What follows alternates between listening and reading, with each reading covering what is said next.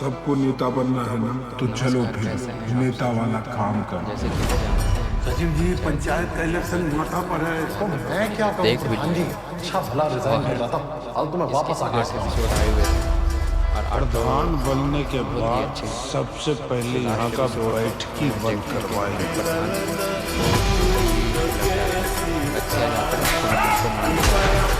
इसमें महाराज उसका कोई भी उनको पता नहीं था। चलिए इसी के बारे में डिस्कस करते हैं क्योंकि इसका सीजन 4 तो आना है ही। तो चलिए शुरू करते हैं।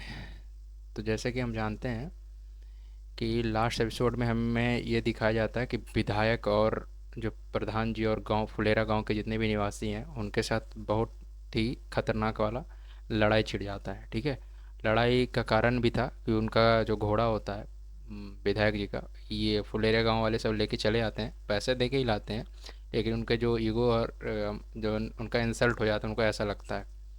ठीक है, तो बेसिकली हमारा मुद्दा ये है कि भाई उसको उनको कोई जो हमारे प्रधान जी हैं उन्हें गोली कौन मारा।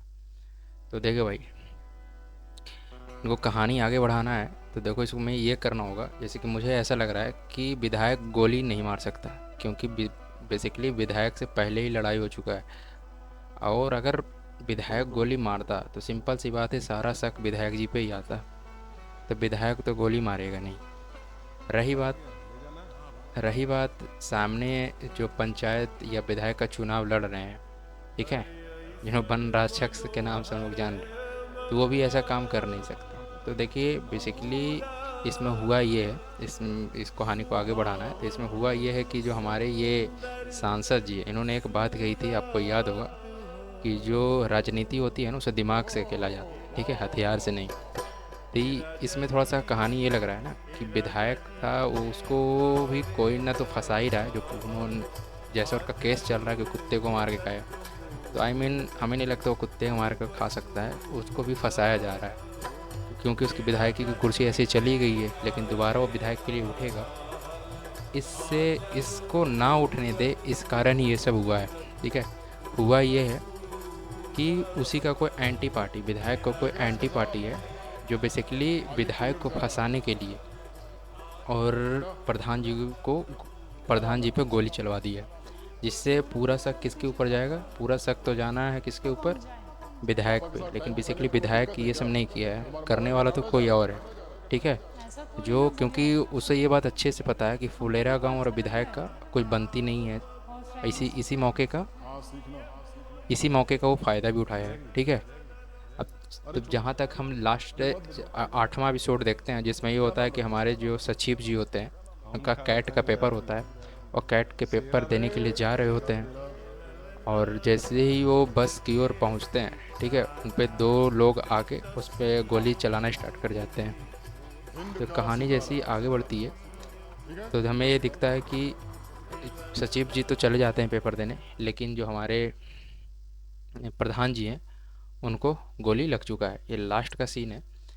तो जो मुद्दा जहाँ पे रहा, मैं इसी के ऊपर अभी डिस्कशन भी कर रहा हूँ कि भाई किसने चलाया। तो इसके लिए मैंने स्पष्ट कर दिया कि चलाने वाला कोई विधायक का एंटी पार्टी आदमी है जो चुनाव में उस समय खड़ा होना चाह रहा है या होगा, पक्का होगा।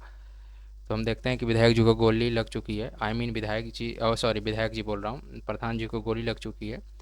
और प्रधान जी असल में बचे हुए हैं, जिंदा हैं, क्योंकि उनको ये दिखाया गया कि आंखें खोले हुए हैं, मतलब उनके छाती पे तो लगता है लेकिन शायद ऊपर लग जाता है, इस कारण वो बच जाते हैं।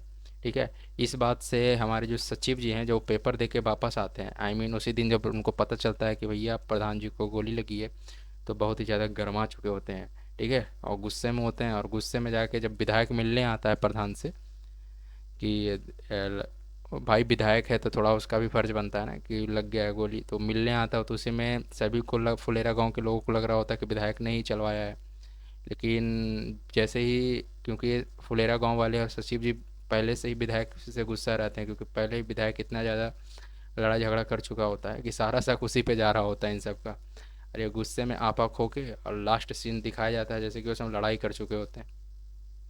लेकिन उसी के बीच में जो हमारे शंभू, जो वन राक्षस बने हुए हैं, जो एंटी विधायक के चुनाव के लिए उठने वाले हैं अपनी पत्नी के साथ, वो समझाने लग जाते हैं, बस उन्हीं पे सचिव जी उनके ऊपर थप्पड़ उसा देते हैं और तब पुलिस आने के बाद हम लोग ये देखते हैं कि भयंकर वाली लड़ाई शुरू हो जाती है।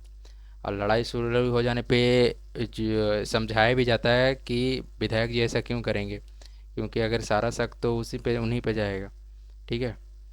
हाँ, ये भी बात सही है कि सारा शक तो उन्हीं पे जाएगा, लेकिन अब देखा जाए तो सीज़न 4 भी इसका आना है। और सीज़न 4 में क्लियरली इनका जो पेपर है कैट का वो भी क्लियर करते हुए दिखाया जाएगा, क्योंकि ये बेसिकली 2 सीज़न से पेपर की ही तैयारी कर रहे हैं। तो तीसरे में सिंपल है, वो पास करेंगे। और ज़्यादातर हो सकता है तो रिंकी का जो लव स्टोरी है उसको ही सब आगे बढ़ा के थोड़ा शादी तक लेके जाएं।